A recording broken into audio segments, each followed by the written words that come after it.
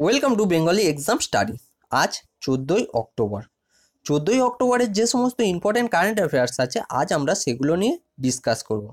ভিডিওটি তোমরা শুরু দিয়ে শেষ পর্যন্ত দেখো, আসন্ন সমস্ত পরীক্ষায় তোমাদের নিশ্চয়ই হেল্প হবে। ভিডিওর শেষে আমরা তোমাদেরকে একটি প্রশ্ন করব, তার অ্যান্সার তোমরা কমেন্ট বক্সে অবশ্যই জানিও। তো চলো ভিডিও শুরু করা যাক। প্রথম প্রশ্ন, সম্প্রতি সংযুক্ত রাষ্ট্রের রিপোর্ট অনুযায়ী বিগত 20 বছরে জলবায়ু পরিবর্তনের জন্য ভারতের কত আর্থিক ক্ষতি হয়েছে? তো ভারতের মোট $79.5 আরব ক্ষতি হয়েছে। অপশন নম্বর এ এর সঠিক অ্যান্সার হবে। 1988 দিয়ে 2017 বছর পর্যন্ত এই 20 বছর মধ্যিখানে এই 20 বছরের মধ্যে $79.5 আরব ভারতের ক্ষতি হয়েছে। পরের প্রশ্ন, সম্প্রতি কোন রাজ্যের বিশ্ববিদ্যালয় ইসরোর সাথে চুক্তি স্বাক্ষর করেছে? তো এটি করেছেন জম্মু কাশ্মীরের বিশ্ববিদ্যালয়। অপশন নম্বর ডি এর সঠিক অ্যান্সার। জম্মু কাশ্মীরের সেন্ট্রাল ইউনিভার্সিটি অফ জম্মু ইসরোর সাথে এই চুক্তি স্বাক্ষর করেছেন। এই চুক্তিটি কি? এই চুক্তির দ্বারা সতীশ ধবন সেন্টার তৈরি হবে কোথায়? জম্মু বিশ্ববিদ্যালয়। এখানে এসে ইসরো, ফার্স্ট জেনে নেব ইসরোর ফুল ফর্ম কি। ইসরোর full form Indian Space Research Organisation. এর হেডকোয়ার্টার কোথায়? বেঙ্গালুরুতে।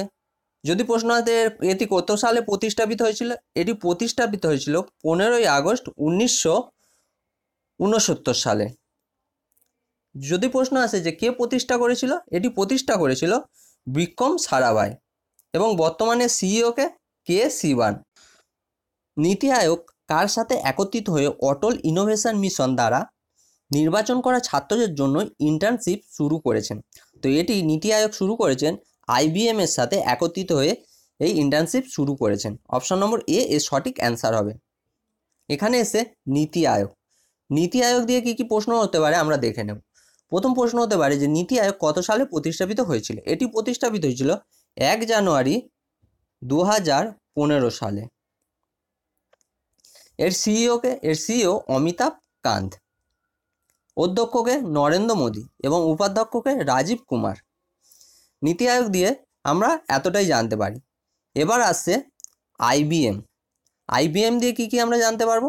IBM কত সালে প্রতিষ্ঠাপিত হয়েছিল?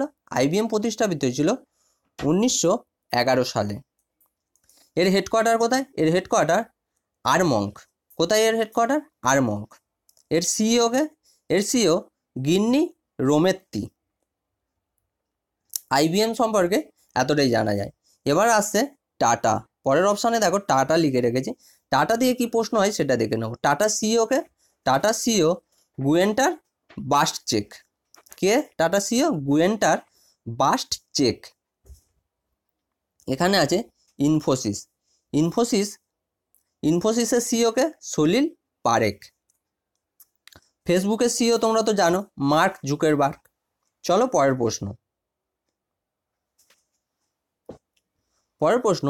সম্প্রতি নেপালের NBI কোন ব্যাংকের সাথে চুক্তি স্বাক্ষর করেছেন?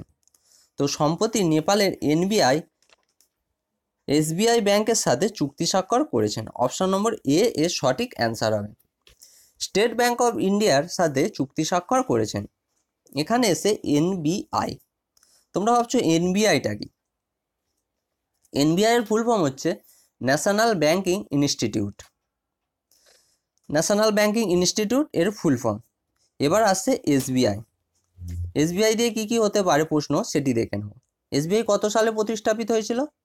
1955 সালে। এই প্রশ্নটা প্রায় সময় কিন্তু পরীক্ষায় জিজ্ঞাসা করে থাকে। এর হেডকোয়ার্টার কোথায়? এর হেডকোয়ার্টার মুম্বাইতে। বর্তমান SBI এর চেয়ারম্যান রজনীশ কুমার। এখানে দেখো আরও আমি PNB bank, Punjab national bank. Punjab national দিয়ে কি কি প্রশ্ন হতে পারে আমরা জেনে নেব। পাঞ্জাব ন্যাশনাল ব্যাংক কত সালে প্রতিষ্ঠাপিত হয়েছিল? এটি প্রতিষ্ঠাপিত হয়েছিল 1894 সালে। মোস্ট ইম্পর্টেন্ট প্রশ্ন যে এর প্রতিষ্ঠাতা কে? এর প্রতিষ্ঠাতা লালা লাজপত রায় এবং এর হেডকোয়ার্টার কোথায়? মুম্বাইতে। এবং বর্তমানে এর সিইওকে সুনীল মেহতা। কে সিইও? সুনীল মেহতা। এখন কিন্তু প্রতি পরীক্ষায় ব্যাংকের সিইও নাম জিজ্ঞাসা করছে, তো সিইওর নামগুলো তোমরা অবশ্যই মনে রাখবে, পারলে তোমরা খাতায় লিখে নাও। এরপরে আছে এইচডিএফসি ব্যাংক।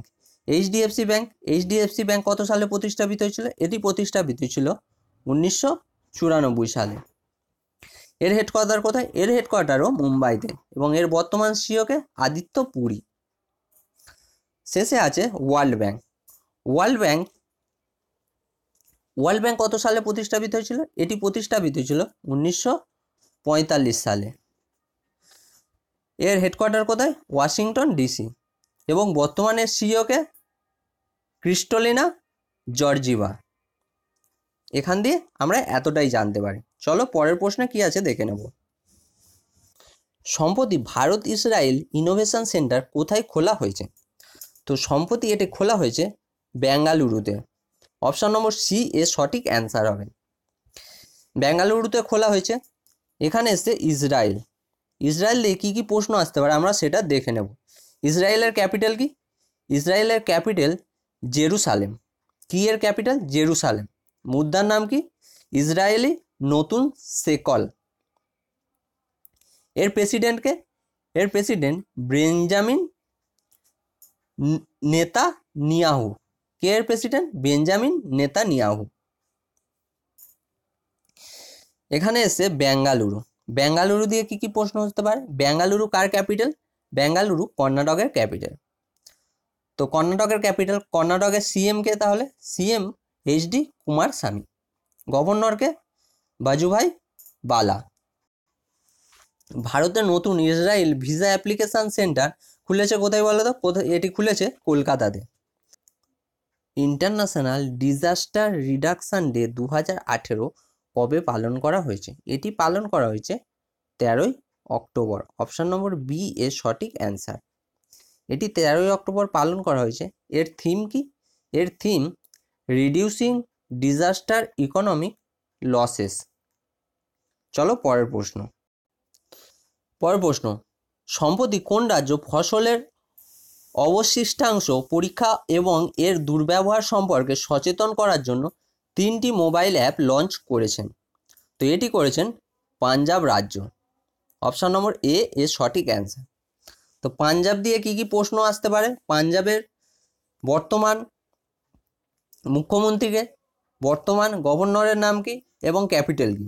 আমরা ক্যাপিটাল, মুখ্যমন্ত্রী এবং গভর্নরের একটি ভিডিও আপলোড করেছি, পারলে তোমরা সেটা দেখে নিও, তাহলে সমস্ত ক্যাপিটাল, সিএম এবং গভর্নরের নাম তোমাদের মনে থাকবে। চলো পরের প্রশ্ন কি আছে দেখে নেব। পরের প্রশ্ন আছে, দিল্লি সরকার কোন শহরের সাথে টুইন সিটি চুক্তি স্বাক্ষর করেছেন? তো দিল্লি সরকার কার সাথে করেছেন? এটি করেছেন মস্কোর সাথে। অপশান নম্বর এ এর সঠিক অ্যান্সার হবে। এবার তোমরা ভাবছো যে দিল্লি সরকার টুইন সিটি চুক্তি স্বাক্ষর করেছেন, এই টুইন সিটি চুক্তি স্বাক্ষরটা কি? এটি হচ্ছে পরিবেশ, শিক্ষা, সংস্কৃতি এবং বিভিন্ন ক্ষেত্রে সহযোগিতার জন্য টুইন সিটি স্বাক্ষর করেছেন। এখান দিয়ে এতটাই জানা যায়। চলো পরের প্রশ্ন। কোন রাজ্য এমএসএমই এর বৃদ্ধির জন্য এনএসি এর সাথে চুক্তি স্বাক্ষর করেছেন? তো এটি করেছেন উত্তরাখণ্ড। এই চুক্তি স্বাক্ষর করেছেন। অপশান নম্বর এ এর সঠিক অ্যান্সার হবে। এখানে টার্ম এসে এমএসএমই। এমএসএমইর ফুল ফর্ম কি? এমএসএমইর full form macro small and medium enterprise. আরেকটি টার্ম এসছে এনএসি।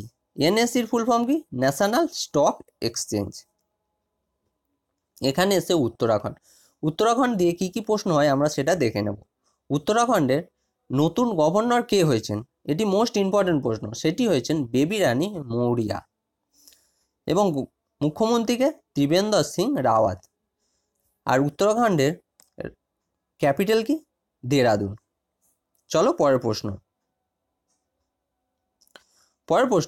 সম্প্রতি কোন পাকিস্তানি খেলোয়াড় ক্রিকেট দিয়ে সন্ন্যাস গ্রহণ করেছেন? তো এটি করেছেন আব্দুর রহমান, ক্রিকেট দিয়ে সন্ন্যাস গ্রহণ করেছেন। অপশন নম্বর এ এর সঠিক অ্যান্সার হবে। চলো পরের প্রশ্ন কি আছে দেখে নেব। সম্প্রতি এশিয়া প্যাসিফিক অঞ্চল থেকে কোন দেশ জাতিসংঘের মানবাধিকার পরিষদে নির্বাচিত হয়েছে? এটি হয়েছে ভারত। অপশন নম্বর বি এর সঠিক অ্যান্সার হবে। জাতিসংঘের মানবাধিকার পরিষদে ভারত নির্বাচিত হয়েছে। এই নির্বাচন ভোটটি হয়েছে 12ই অক্টোবর। 12ই অক্টোবর মোট 193টি মেম্বারের মধ্যে ভারত পেয়েছে 188টি ভোট। 188টি ভোট পেয়ে 3 বছরের জন্য মানবাধিকার পরিষদের নির্বাচিত মেম্বার হয়েছে। মানবাধিকার পরিষদ স্থাপিত হয়েছিল 2006 সালে এবং এর হেডকোয়ার্টার কোথায়? এর হেডকোয়ার্টার জেনেভাতে। এই প্রশ্নটি এতটাই জানা যায়। চলো পরের প্রশ্ন। সম্প্রতি সাহিত্য নোবেল পুরস্কারের জন্য গঠিত সাহিত্য আন্দোলনের নতুন একাডেমি পুরস্কার কে জিতেছে? এটি জিতেছে মেরিসে কন্ডে। অপশান নম্বর এ এর সঠিক অ্যান্সার হবে। পরের কি প্রশ্ন আছে সেটি দেখে নেব। পরের প্রশ্ন আছে, জিডিপি এর মানদণ্ড পরিবর্তনের জন্য সুপারিশ করা সংসদে নতুন সমিতি অধ্যক্ষ কে করেছেন? তো নতুন সমিতির অধ্যক্ষ করেছেন মুরারি মনোহর যোশী। অপশান নম্বর বি এর সঠিক অ্যান্সার হবে। মুরারি মনোহর যোশী এর নতুন অধ্যক্ষ করেছেন। পরে কি প্রশ্ন আছে সেটি দেখে নেব। বিশ্বের সবচেয়ে বড় মাছের বাজার 11ই অক্টোবর 2018 সালে কোথায় শুরু হয়েছে? তো এটি শুরু হয়েছে জাপানে। অপশান নম্বর এ এর সঠিক অ্যান্সার। জাপানে এই মাছের বাজার শুরু হয়েছে। এটি বিশ্বের সবচেয়ে বড় মাছের বাজার। জাপানের কোথায় শুরু হয়েছে? জাপানের টোইউশুতে শুরু হয়েছে। কোথায়? টোইউশু, যেটি টোকিওতে অবস্থিত। এর আগে কোথায় ছিল মাছের বাজারটি? এর আগে ছিল সুজুকিতে। তো আজকের দিনের কারেন্ট অ্যাফেয়ার্স এই পর্যন্তই। এবার দেখে নেব কালকের কি প্রশ্ন ছিল। প্রশ্ন ছিল, সম্প্রতি কে ভারতীয় health app made watch launch করেছে? এর সঠিক অ্যান্সার হবে ভারতীয় বায়ুসেনা এটিকে লঞ্চ করেছে। অপশান নম্বর ডি এর সঠিক অ্যান্সার হবে। যারা যারা ভারতীয় বায়ুসেনা অ্যান্সার দিয়েছো তারা সম্পূর্ণ সঠিক অ্যান্সার দিয়েছো। এবং আরেকটি প্রশ্ন করেছিলাম যে যেটি অ্যান্সার হবে তার প্রধানকে, তার প্রধান BS ধানোয়া, এটিও তোমরা সঠিক অ্যান্সার দিয়েছো। আরও দুটি প্রশ্ন করেছিলাম তোমাদেরকে যে 5 অক্টোবর কোন দিন পালন করা হয়? 5 অক্টোবর পালন করা হয় বিশ্ব শিক্ষক দিবস। বিশ্ব শিক্ষক দিবস পালন করা হয় 5 অক্টোবর। এটিও অনেকে সঠিক অ্যান্সার দিয়েছো। এবং আরেকটি প্রশ্ন করেছিলাম তার অ্যান্সার কেউ দেয়নি। জিজ্ঞেস করেছিলাম যে 12তম রাষ্ট্রপতির নাম কি? আমাদের 12তম রাষ্ট্রপতির নাম প্রতিভা দেবী সিংহ পাটেল। চলো আজকের প্রশ্ন তোমাদের জন্য, সম্প্রতি প্রকাশিত HCIতে ভারতের স্থান কততম? HCIতে ভারতের স্থান কততম? 4টি অপশান আছে, 110, 113, 117, 115। যেটি সঠিক অ্যান্সার হবে সেটি তোমরা কমেন্ট বক্সে জানাবে এবং HCI এর ফুল ফর্ম সম্পর্কেও তোমরা জানাবে। ভিডিওটি যদি তোমাদের ভালো লাগে লাইক করবে এবং স্টাডি রিলেটেড গ্রুপে অবশ্যই শেয়ার করবে। যদি না এখনও আমাদের চ্যানেলটিকে সাবস্ক্রাইব করে থাকেন তাহলে সাবস্ক্রাইব করে নেবেন এবং লেটেস্ট ভিডিওর আপডেট পেতে পাশে থাকা বেল আইকনটিতে ক্লিক করে দেবেন।